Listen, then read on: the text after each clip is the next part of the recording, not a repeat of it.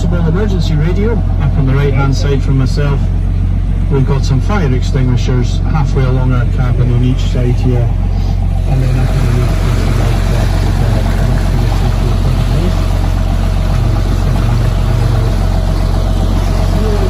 To the line, the Great Line of Scotland.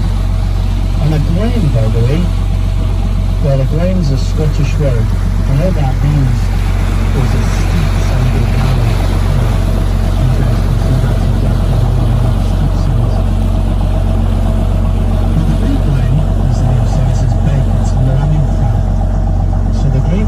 Stretches its way from Ness, which is on our left on the east coast of Scotland, and then the Great Glen runs 70 miles, 100 kilometres, right through the middle of the country. Sometimes if you're heading it's a very special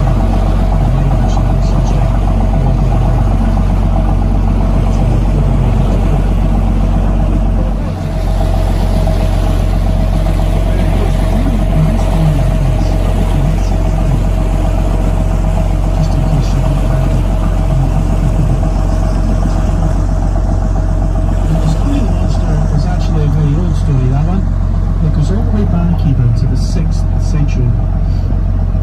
So back in the 6th century, that was when St. Columba appeared at about 20 sightings a year, last few years.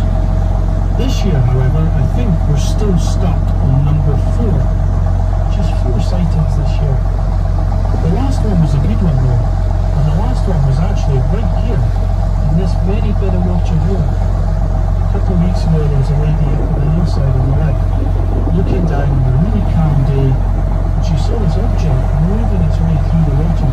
It even created a wake, and she filmed that, and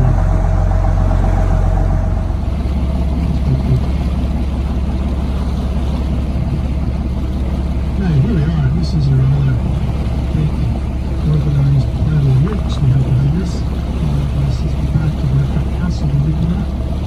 It's a really busy castle today. We've got one of the big cruise ships on today, and it's been packed out here. This is high on the list for people to come.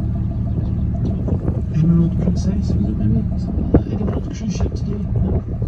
No. You're lucky enough, or unlucky enough, depending on your view about the things.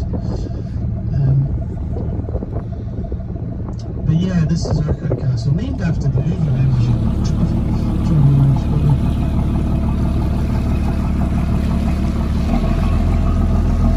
Towards the end though, there was the Grants who took control of this castle.